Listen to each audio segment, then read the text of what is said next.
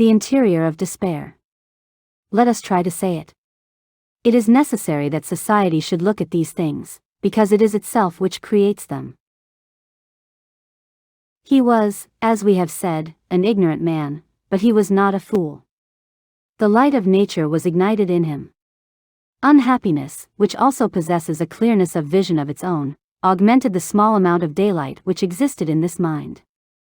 Beneath the cudgel, beneath the chain, in the cell, in hardship, beneath the burning sun of the galleys, upon the plank bed of the convict, he withdrew into his own consciousness and meditated. He constituted himself the tribunal. He began by putting himself on trial. He recognized the fact that he was not an innocent man unjustly punished. He admitted that he had committed an extreme and blameworthy act, that loaf of bread would probably not have been refused to him had he asked for it, that, in any case, it would have been better to wait until he could get it through compassion or through work, that it is not an unanswerable argument to say, can one wait when one is hungry, that, in the first place, it is very rare for anyone to die of hunger, literally, and next, that, fortunately or unfortunately, man is so constituted that he can suffer long and much, both morally and physically, without dying, that it is therefore necessary to have patience, that would even have been better for those poor little children, that it had been an act of madness for him, a miserable, unfortunate wretch, to take society at large violently by the collar, and to imagine that one can escape from misery through theft, that is in any case a poor door through which to escape from misery through which infamy enters, in short, that he was in the wrong. Then he asked himself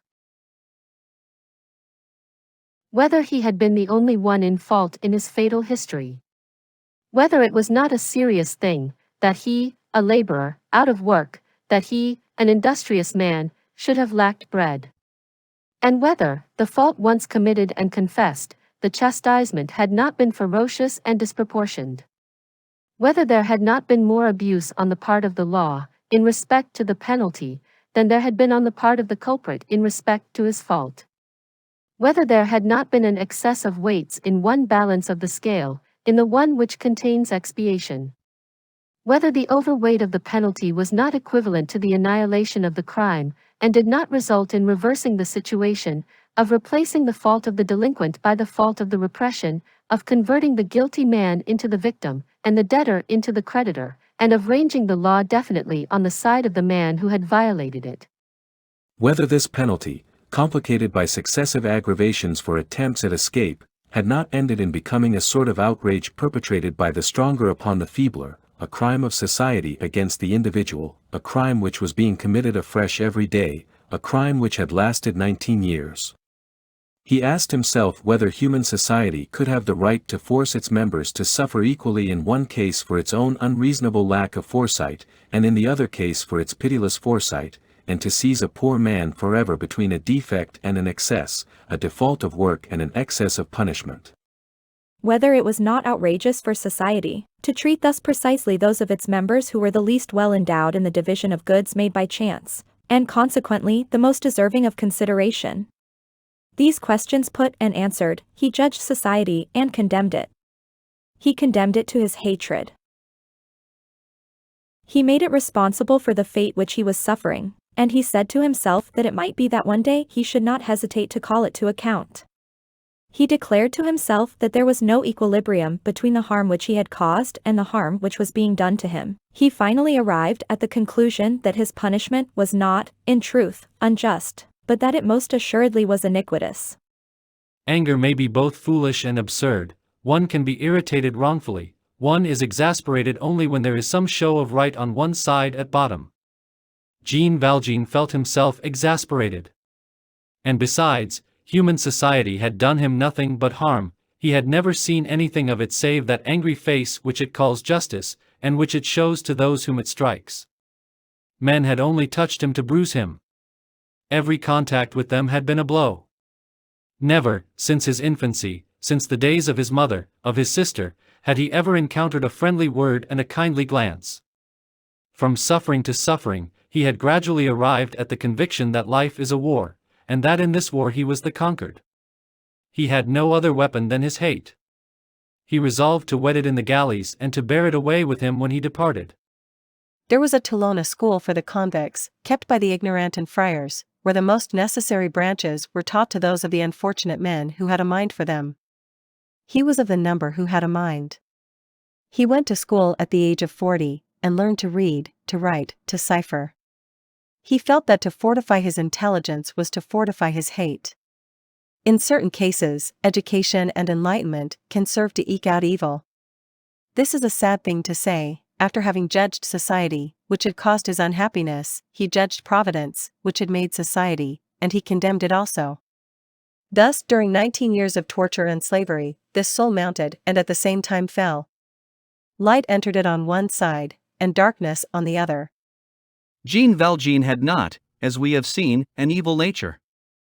He was still good when he arrived at the galleys. He there condemned society, and felt that he was becoming wicked. He there condemned Providence, and was conscious that he was becoming impious. It is difficult not to indulge in meditation at this point. Does human nature thus change utterly and from top to bottom? Can the man created good by God be rendered wicked by man? Can the soul be completely made over by fate, and become evil, fate being evil? Can the heart become misshapen and contract incurable deformities and infirmities under the oppression of a disproportionate unhappiness, as the vertebral column beneath too low a vault? Is there not in every human soul, was there not in the soul of Jean Valjean in particular, a first spark, a divine element, incorruptible in this world, immortal in the other, which good can develop, fan, ignite, and make to glow with splendor, and which evil can never wholly extinguish? Grave and obscure questions, to the last of which every physiologist would probably have responded no, and that without hesitation, had he beheld at Toulon, during the hours of repose, which were for Jean Valjean hours of reverie, this gloomy galley slave, seated with folded arms upon the bar of some capstan, with the end of his chain thrust into his pocket to prevent its dragging, serious, silent, and thoughtful, a pariah of the laws which regarded the man with wrath, condemned by civilization, and regarding heaven with severity. Certainly, and we make no attempt to dissimulate the fact, the observing physiologist would have beheld an irremediable misery. He would, perchance, have pitied this sick man, of the law's making, but he would not have even essayed any treatment. He would have turned aside his gaze from the caverns of which he would have caught a glimpse within this soul, and, like Dante at the portals of hell, he would have effaced from this existence the word which the finger of God has, nevertheless, inscribed upon the brow of every man, hope. Was this state of his soul, which we have attempted to analyze, as perfectly clear to Jean Valjean as we have tried to render it for those who read us? Did Jean Valjean distinctly perceive, after their formation, and had he seen distinctly during the process of their formation, all the elements of which his moral misery was composed? Had this rough and unlettered man gathered a perfectly clear perception of the succession of ideas through which he had, by degrees, mounted and descended to the lugubrious aspects which had, for so many years, formed the inner horizon of his spirit? Was he conscious of all that passed within him, and of all that was working there? That is something which we do not presume to state, it is something which we do not even believe. There,